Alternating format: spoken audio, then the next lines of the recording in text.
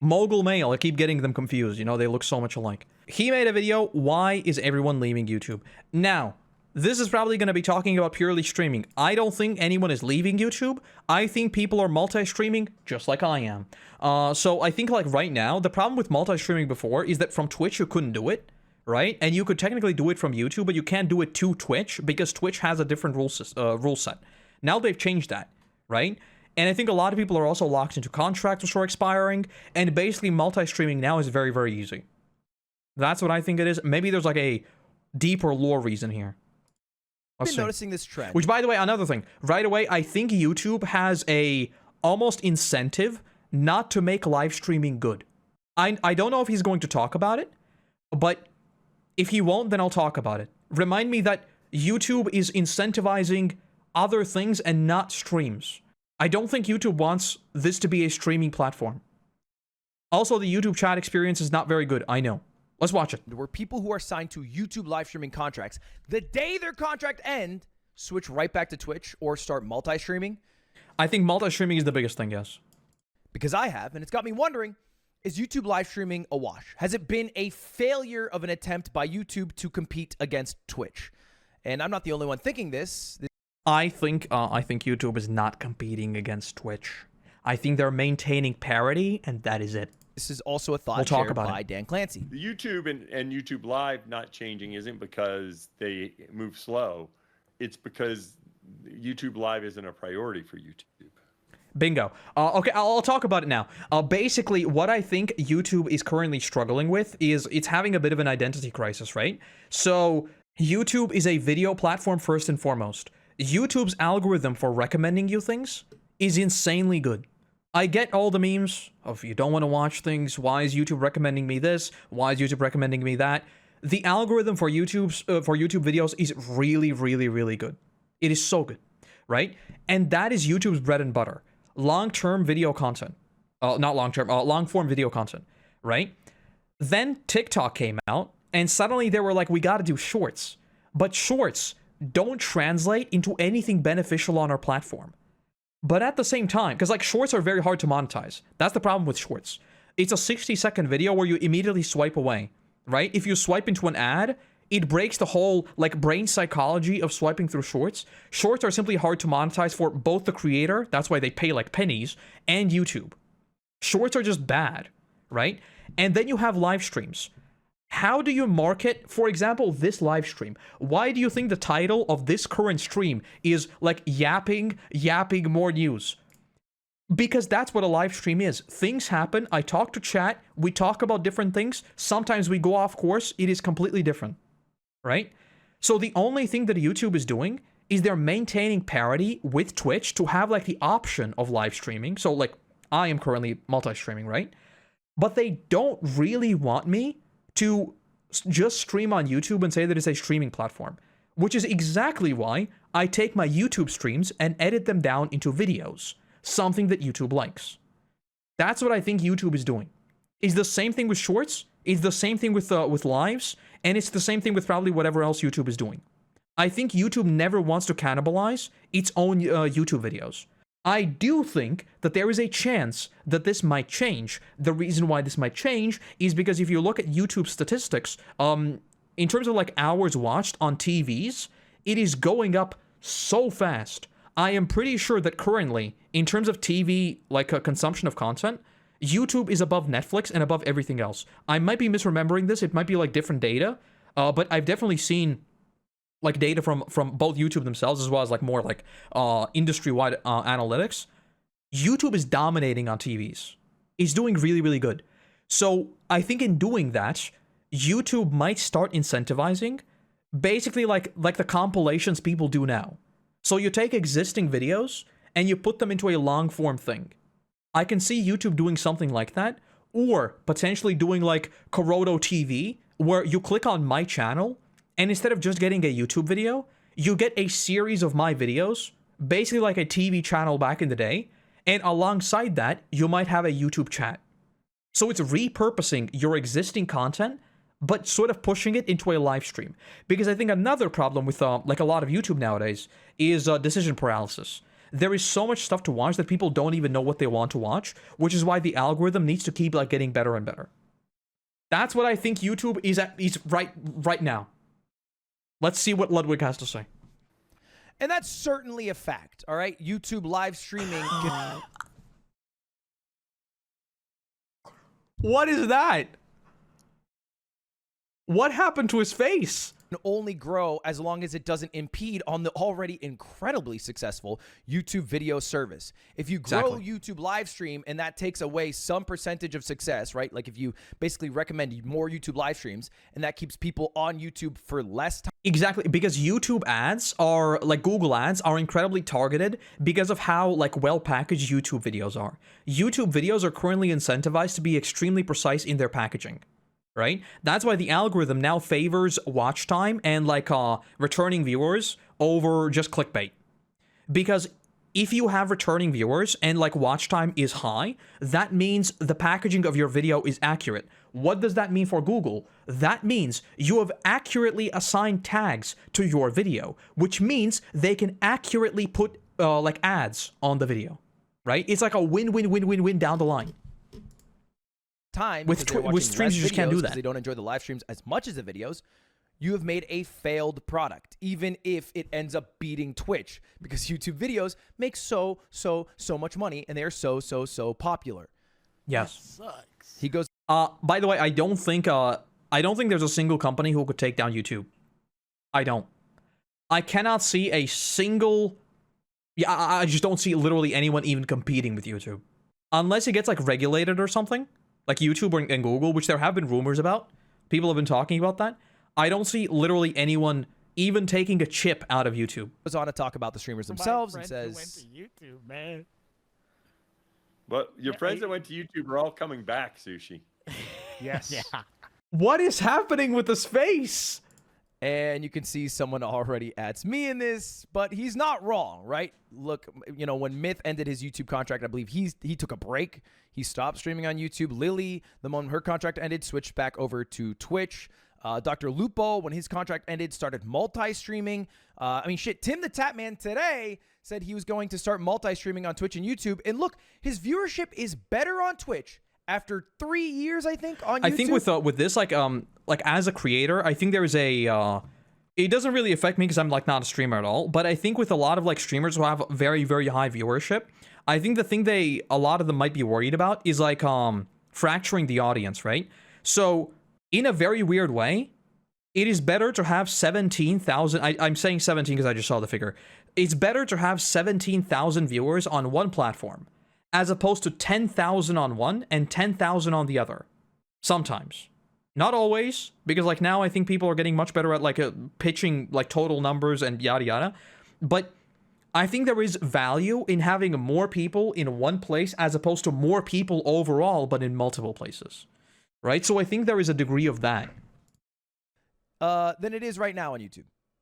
That's crazy. 3 years and nothing. Because I know a lot of people are also the direct opposite. They just want to put themselves out anywhere and they just don't care like what the figures are. They just want to have like everything everywhere all at once and then just see like what the numbers do. Fucking change. He's literally Which is, doing I think, totally better on valid. Twitch. And you might be wondering, okay, why are streamers switching back to Twitch? Well, one might be because they do better. They get more viewers. Two, it's because they also make more money. I saw someone say sub count, by the way, earlier. I didn't answer it. I apologize. I'm not making up messages here. We are at 6.3. Crowd, our game's over. Wait, so you have an official number? I'm joining up. We're probably closer to 6.5, if I had to guess. And Tim basically says he got 6,500 subs in one single stream on Twitch. That's like, it's like what? Oh my gosh, so much And money. on YouTube, he had 14,000 subs. So he basically got almost half his subscriber count in one day. So he's going to start making more money from Twitch subs than he ever did from YouTube. So he's probably making like what, $3 every sub? That's like $18,000 in a single stream. YouTube members. And I basically tweeted out this exact point, that it feels like, you know, YouTube live streamers switched back to Twitch. And it got everyone asking, am I personally switching back to Twitch? Is that what this is? And the answer is no, not at all. That's not what my tweet was. I was actually just noticing a fact. I personally have a YouTube contract that is not over yet, and I'm happy streaming on YouTube. But I do have a contract that allows me to stream on Twitch. And I enjoy multi-streaming in the only circumstance where I find it good, which is for my events, aka like for Ludwig Streamer Games.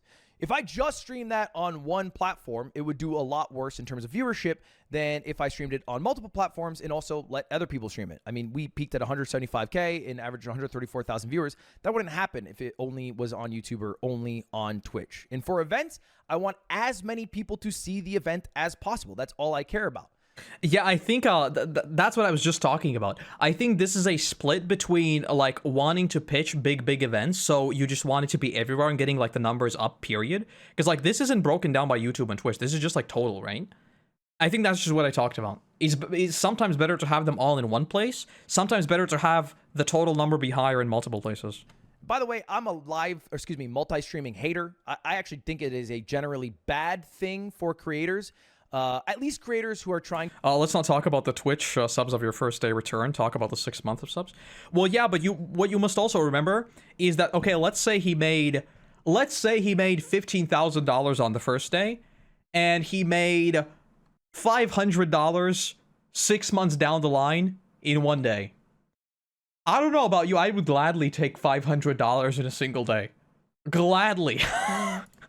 To be like, you know, the biggest creator in the world, I think it can be pretty good for creators who just want maybe as many eyeballs on them as possible if they're trying to spread a message or they will raise diminish money for but charity like or doing events. How far? I don't think it makes sense if you want to be the next Kai Cenat. You don't become the next Kai Cenat if you have 50,000 viewers on YouTube and 50,000 viewers on Twitch. You become the next Kai Cenat if you have like, you know, 90,000 on just one platform. Exactly what I just said. Exactly what I just person said. On that platform. True and real. Richer on that platform, right? You'll grow and grow and grow and grow, and your peak viewership will be insane. It'll be a moment a lot of people talk about. It'll all be drawn to you. I think when you fracture your audience, you also fracture your peak growth, which I think is a bad thing. There's a lot of there's a like societal trust. There's an effect for this. So basically, like, you know how like in a mall, if you see a line of people, you're gonna be naturally curious why there's a line, and you might stand in the line yourself. This is a very, very strong effect, and it also happens on YouTube videos. So if you see a YouTube video with 2,000 views and you see a YouTube video with 100,000 views, most likely you're gonna click on the YouTube video with 100,000 views, right? And this is especially true with something like Twitch, where it is filtered by highest viewers to lowest figures. Because when it comes to a live stream, more viewers is just like the stream is infinitely better. There's like more engagement. Everything's just more intense, you know? So what he said about the whole like rich get richer, it is so true with Twitch. It's so true. It's a whole like snowball. My take on it, this could be wrong. By the way, if you're new to streaming, I also don't think it's a bad thing. If you're new to streaming, you should try out both platforms. Don't marry yourself to a platform. You know where your audience is going to come from. But I find multi-streamers to also be bad at multi-streaming. They usually care about one chat more than the other. You see, Mr. Mogul Mail Guide. That's why I have a very nice app that combines all of my chats. Anyway, I digress. Multi-streaming hater. I'm not going to start multi-streaming when my contract's done. I don't know what I'm going to do exactly yet. But this goes back to our initial question. Does this mean YouTube live streaming has been a failure? Is it bad? Is it a flop? Should they quit? Did they fell off? The answer, no. No, vehemently no. If you look at the most watched major streaming platforms by hours watched of live broadcasts, Q2 of this year, YouTube gaps Twitch. It's not close. 3 times bigger, 15 billion. These are he's probably going to talk about hours watched on I don't YouTube think these are versus legit figures, by the 5 way. billion hours I think they're watched massively on inflated. Twitch. However, that doesn't exactly tell the full story. Because if you look at this, you also have to include, you know, some people like YouTube's biggest live streamer by hours watched, which is not iShowSpeed. It is Lo-Fi Girl. No, I didn't even think about that. I was just thinking about bots and stuff. I didn't even think about actual legit accounts. On YouTube Live. Because she streams every fucking day with 15 to 25,000 average viewers. Worst I guess kick. Maybe technically she's a VTuber. But it's also weird if you are including, you know, things like Lo-Fi Girl or videos playing on loop or what there's a bunch of on YouTube Live, which is scams. In fact, one of the biggest live streams right now on YouTube is Tesla, except it's not Tesla. It is a scam account with 20,000 subscribers with 86,000 bots. 86. Oh, his boss, right. I was like, wait, no, so like, what the hell? bots watching to give it some credibility. So My people brain click just on went it off who for a aren't second. part of the bot I saw a big number. and then they scan this code, and then they lose all of their crypto. Do not scan this code. I'm showing this as an example of YouTube's corrupt botting problem. Not for you to. I'm gonna just be real with you. I think if you get scammed by this is like a. Imagine being smart enough to buy crypto, but being dumb enough to be scammed by this.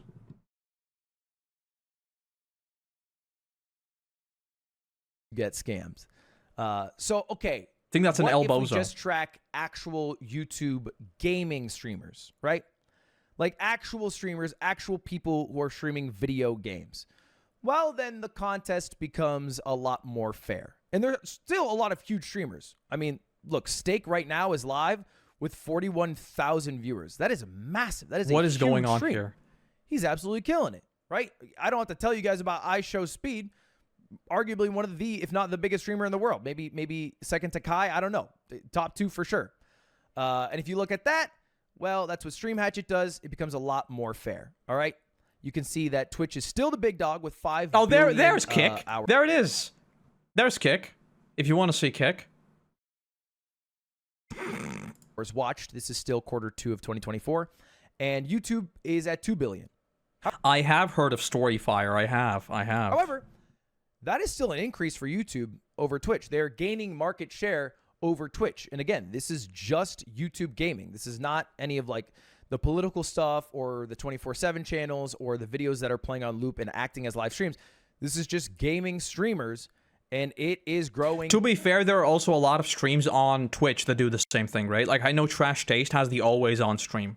There's just loops episodes. So there's also that on Twitch. There are looping streams on Twitch. Fast, all right? This is a bit of trouble. Twitch is on the down. Oh, yeah, and something I completely forgot to mention. I think with YouTube, like, I talked a lot about the whatchamacallit, like the why YouTube doesn't even want to push live streams. I think another reason why YouTube doesn't want to push live streams is the cost of bandwidth, right? So a YouTube video is massively compressed, and it is like 40 minutes. That's it. A YouTube stream can theoretically be like, what, 8-9 hours? And that's just one day. Like, I literally stream like orders of magnitude more on YouTube than I put out. I would wager that I've streamed more on YouTube than I have ever put out YouTube content on my main channel. I'm pretty sure hours-wise, that adds up. Because, like, if I look at the One Piece and the Avatar, like, binge streams, those were 9 hours long. Not, like, 18 hours of YouTube content. That is almost like what? It's like 4 months for me. And I did that in 2 days. So yeah, I think in terms of just pure hours, they probably just don't want people streaming anyway. In a year where live streaming It's just too much money. back, baby. It peaked in COVID. All right, we had 9.8 I wonder why. billion hours watched Q2 of COVID. This is 2021. It went down, and now we are coming back. In the next couple years, live streaming will likely be bigger than it was during COVID, and YouTube is part of the reason why it is growing, along a bunch of other There's a sites. fly in the room. Not so much Twitch. Twitch is not really growing, which maybe isn't what you think of, because culturally everyone leaves YouTube or all these other sites like Kick to go to Twitch. So where are these viewers coming from? Not America. So if I were to rephrase the question, is YouTube live streaming a failure? In America? In English-speaking countries? Kind of. Yeah, maybe a little bit. They're not doing as well as people thought they would. Across the world? Okay, I hovered my mouse over. I thought about should I yap? I'm gonna yap. This whole thing of people like not coming from America and English-speaking countries is one of the most fascinating things about modern-day economics, right? Because most developed countries now have the problem of declining birth rates, right? What does declining birth rates mean? Less people. What does less people mean? The economy literally can't keep going up. A lot of the reason why we have compounding growth in the economy is because there are just more people. Like, year after year, there were more people, right? So now you have the problem of, wait, hold on. What if we run out of people? What are we going to do then? And that's where this whole... You might notice that a lot of millionaires and billionaires are pouring money into developing technologies in, like, lesser developed countries, right? There was, like, the meme of Zuckerberg. They were, like, doing some sort of also, like, big charity thing. But coincidentally, everyone involved got a phone with Facebook installed. How curious. How curious. So what they're doing now is you might see a lot of these major tech companies doing charity work basically to get a new market. They are literally building up a new market to ensure that their growth can continue. It is insane, like the point in a modern economy that we've reached. It's wild. No, they're doing amazing. At the end of the day, that's a good thing, though. I mean about the fact that, you know, it's like a tech company going into a underdeveloped country and like giving them technology just so they start using their products, but it's still like developing the country. You know, it's still a good thing. Crushing. And you know this is true if you watch VTubers. VTubers crush on YouTube, man. Hololive, they fucking run that shit, bro. They run YouTube. The tribe that got internet and immediately got hooked. Yeah, I know the story. I know. Live streaming. That is a big section of it. In fact, all of Asia seems to prefer YouTube for a live streaming platform, and it makes sense. All right, one of the countries that did accept Twitch and did become huge in terms of like including Twitch into their culture was South Korea. And then Twitch abandoned and then they South shut Korea. it down, right? Yeah. So, you know, not a lot of money being put into Asia for Twitch or by Twitch. But YouTube, they crushed it, right? So Vietnam is one of the biggest countries for YouTube live streaming. Indonesia is one of the biggest countries. Japan, of course, with all the VTubers. And now South Korea is becoming incredibly popular because Twitch has abandoned them there. And when you think of the biggest live streamers in the world, if you're so America-centric, you might think it's one of these four, right? Maybe LCS right now, maybe you know, Asmin or XQC. But right now, I think the biggest streamer in terms of average viewers right now is Mixie Gaming, who is a Vietnamese streamer who streams on What the Nemo hell is TV. this? He has What is Nemo 130,000 TV? viewers. He has more than the three streamers I just mentioned combined. So when you leave the American or English-speaking sphere, you understand where YouTube live streaming is. By the way, you want to hear the ultimate cataclysmic event that is yet to hit the streaming sphere? Get ready for this. This will literally... I can't even picture what's going to happen to YouTube and Twitch when this happens. Like, my mind can't even begin to picture real-time AI dubbing. When that happens, and you'll be able to watch Ludwig in Latvian instantly, in his voice, live on stream, I've got no clue what's going to happen with audiences. Because at that point, language barriers not only don't exist, it is a thing that has been like completely converted for your language. I think that is going to be like the biggest shakeup in every single content creator under the sun. Because suddenly, like a lot of Latvian creators currently, they have established a Latvian audience because the Latvian audience is so small. So someone speaks in Latvian, they automatically get like a Latvian audience because there are just so few creators, right? I don't do that because I don't really want to. I just do English. But I think a lot of those people will immediately lose like their original audience because suddenly anything can be Latvian. I'm already pretty happy with YouTube translate captions. Well, what you might not know is there are apparently some people in test groups where the captions option has already been renamed to languages. Not subtitles, but languages. And in the languages, there is a little toggle that starts dubbing things. I know Connor, CDogVA, had one of his YouTube clips was automatically dubbed in his voice in French. We can look at that later. And that's what I mean. When this stuff hits live streams, oh boy, is thriving. And I know that wasn't a YouTube. Because I've been offered, like, people who want to translate my YouTube content. And I've thought about it, right? Because, like, if you translate into Spanish, the conversion rates are insane. It's, like, very, very good for your money. But this is unironically one of those cases where I'm just like this thing, the value add of translating things is going to be destroyed in a year, maybe 2. I think we are literally months away from this becoming a thing. YouTube live streaming example, but I think it shows my point that not everything is actually happening on Twitch. And it's going to be glorious, by the way. It's going to be so good. And YouTube live streaming isn't as bad as people make it out to be. All right? I know it is vastly preferred by lurkers. People who never type in chat, which is most people who watch live streams, love YouTube Live. because the player is way better. And because they don't interact with chat, they don't care that the chat experience is Bro, worse. The YouTube player clears the Twitch player like 40 times over, and it's not even close. They're able to pick up where they left off in the VOD, rewind easily to catch up to a moment, and it works just like YouTube, which everybody watches. And also, the integration of VODs is so much better on YouTube. The only problem with integrations on VODs is whatchamacallit, is the fact that you sometimes get hit with like duplicate streams, right? That's why I unlist all my streams. I've talked about this before. Sometimes people get hit with like with strikes from YouTube for reusing content.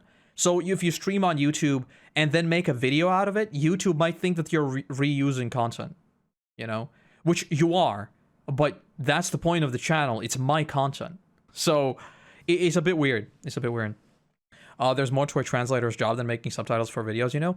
I know that very, very well. I know. But all of that will be automated away. And it'll be automated away so quickly.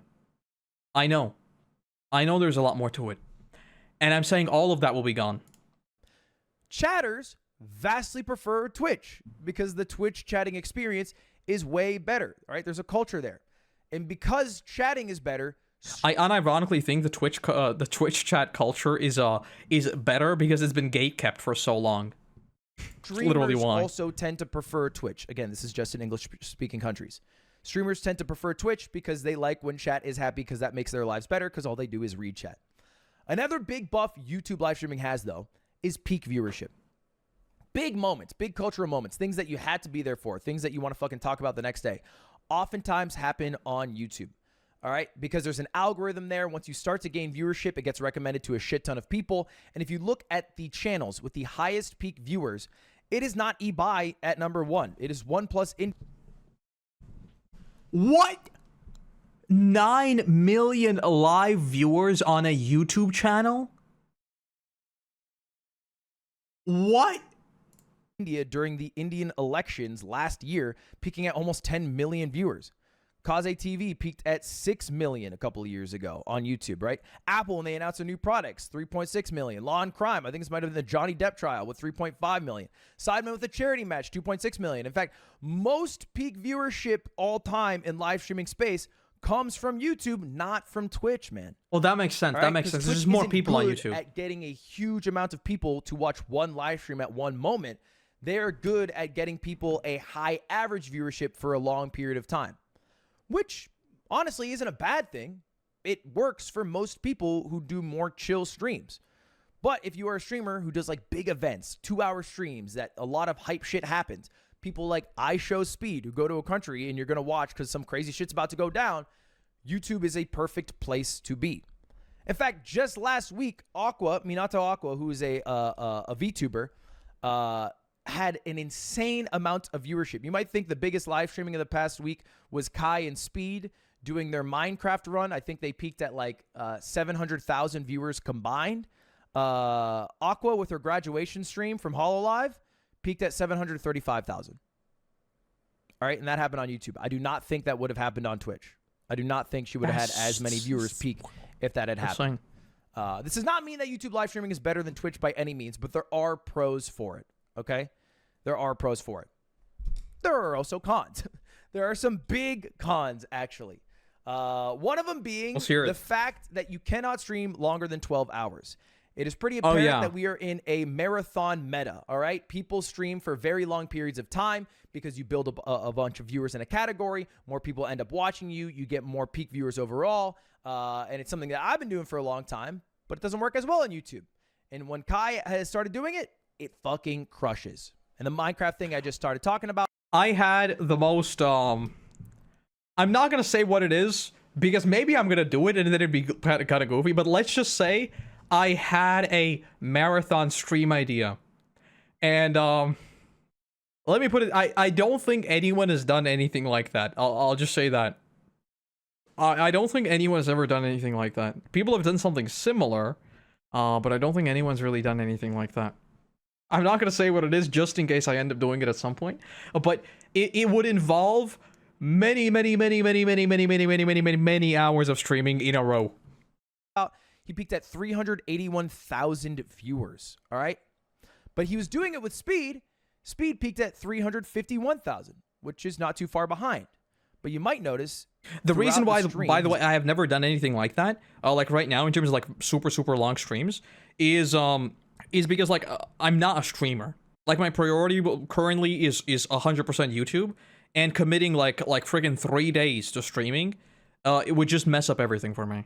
I would love to do something like that, but I just can't right now. His marathon stream, there's just severe drop-offs in viewership. And the reason for that is because YouTube does not let you stream longer than 12 hours. So all these VODs are cut off at 11 hours, whatever.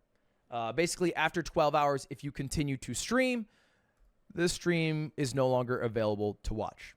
You can never watch the VOD back. In fact, you can't even download the VOD back. I learned this firsthand when I tried to stream Elden Ring in one sitting, and my local recording failed, and I asked YouTube for the VOD, and they said you can't get it. They eventually got it to me after like a lot of fucking tech behind the scenes in like 720p or something. Thank you to the YouTube tech people for that. But that shit sucks, man. That shit sucks. All right, I streamed 58 hours, and the viewership falls off a cliff. I will never get another viewer, not one more, for that entire live stream that I did. Even though you can upload 24 hours so of bad. a fireplace.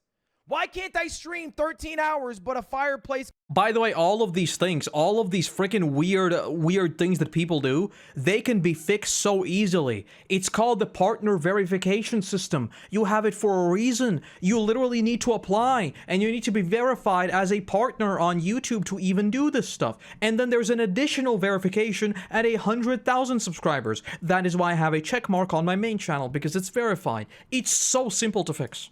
Can stream for 24. I don't get it. You can also have a 100-hour timer video. Why? All of these things with copyright and stuff could instantly be fixed if YouTube actually used their verification system. Why can't I stream? Let me stream longer. Maybe just verified creators are allowed to stream up to 50. Wow. What a wild idea, Mr. Ludwig. Who could have thunk of that? Something like that. It's so dumb. Do you know how big Speed's stream would have been if it didn't have to be broken into 10 parts?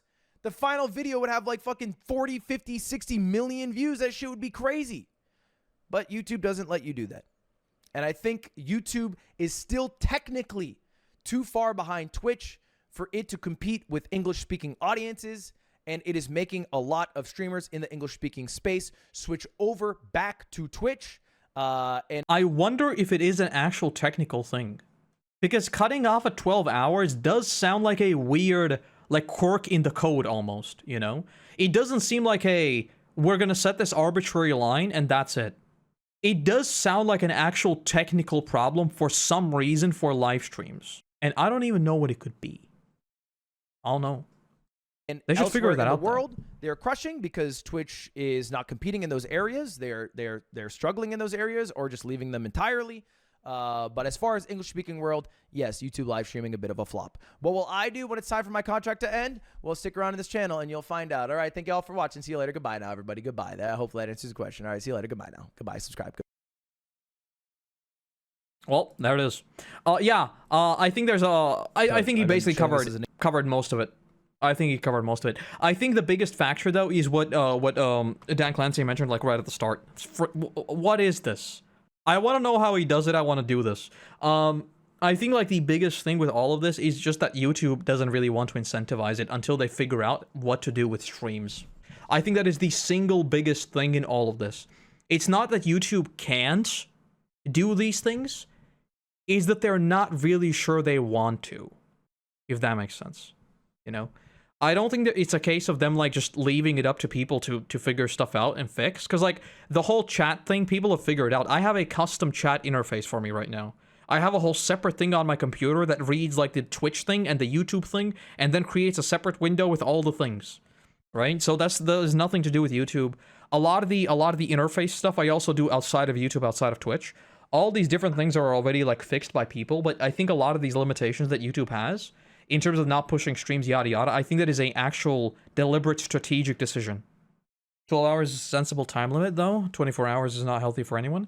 I think you're right, but people do it, right? I 100% agree with you. I don't think marathon streams are really healthy. I don't. But at the same time, people are literally doing them, and YouTube is currently, like, sort of losing in the race with Twitch, right? And the thing you must remember with these kinds of things is morals go out of the window as soon as there is an actual threat, right? And that's sort of what I mean. Not fixing the 12-hour limitation seems like a strategic decision that they're not really sure they want to fix it. But I don't know though. I do still enjoy the Twitch interface more. I think streaming on YouTube is a bit weird with the way everything is laid out. I think the Twitch dashboard is better. I think the viewer experience is infinitely better on YouTube. And not just in terms of like the stuff you see and the stuff you interact with, but also the quality. Because I am sending, I think like 3 times the bandwidth to YouTube than I am to Twitch right now. So my stream literally looks better on YouTube than it does on Twitch. Because Twitch has like a very weird like a bitrate limitation. I genuinely think that like the next big thing that we're going to see pop off when it comes to live streams is a like almost a remix channel. I could just open up an example, right? So it's going to be something along the lines of the Trash Taste Forever stream. So it is just restreaming their old episodes, and you have the chat right here, right? So this takes away any kind of decision you need to make as the viewer. You just turn on the Koroto channel or the Trash Taste channel or whatever channel. You just turn it on, and you get content, right? And you get the content with other people. It's sort of a live stream, but really it is just behind the scenes repurposing existing content, if that makes sense. And in terms of bandwidth, it will be the same amount of bandwidth as just streaming the videos to every single person. So there isn't like a... Yogscast Cinema is an even better example of that. Yes. Yogscast Cinema is the perfect example of that. Whoops. So what they do... Good that you bring it up because I forgot about that. Wait, have they stopped doing it for now? Because now it's only like 3-hour streams. I don't see any Yogs Cinema anymore. Yeah, I think they've stopped doing it. But basically, yeah, what the Yogs Cinema thing does is they had like a interface where you could vote on the things that you wanted to see. So they have their like entire backlog of not just the main Yogscast channel, but like everyone in the network basically. And people in the Twitch chat could vote on the things they wanted to watch, and it would just play the video, right? And that's what I'm thinking of. You just enter a chat of people you sort of know is the same audience, and you just get to pick what you watch. And you don't need to decide, really. You just click on the channel and you watch. Because there is a weird move now that a lot of people are starting to sort of prefer, like almost old school TV broadcasts, where they just click on and start watching. H3 does it? I'm sure a lot of people do it nowadays, yeah. Because I mean, if you think about it like purely from a money point of view, from a creator point of view, it is unironically generating free money. You have already made a video, so you just do it again. Just do it again. And the best part about that is that it also amortizes losses from bad videos, right? So like if one of your videos bombs, you just add it to the list, and it keeps making money in this like, it is like 2 layers detached, but it's still making you money in the long run. Because the most important distinction between live streams and YouTube content is the fact that YouTube content, every single video you put out is a long-term investment, right? So even if you don't grow as a creator over like a long period of time, the money you make will still grow because of the backlog, right? So even if, hypothetically, and this wouldn't normally happen, even if you still get like I don't know, like a couple views per video, even like as an extreme example, over time, because you have that intense backlog, like the money you make will still go up. Whereas with Twitch and with live streams, you just make money while you're live and that is it. That is why every single big Twitch streamer started doing clips channels, right? Like for people like Asmongold, I think most, if not all, of his income comes purely from YouTube. Like, he is a streamer, but really he's a YouTuber, like, at the end of the day. And I think that is the case for a lot of big creators. This whole thing is really interesting, though. I like... Oh, hold on, let me link the video. I'll link the video in chat. From Ludwig's brother, Mogul Mail. like for now, I have no plans of changing the way I do things. I think I'm just gonna keep multi-streaming and that's it. I think it works. I think I don't really have any big problems with it. Because now that the biggest problem with multi-streaming before was that I just didn't have a good enough internet to do that. Now I do, and now it's like not a problem at all.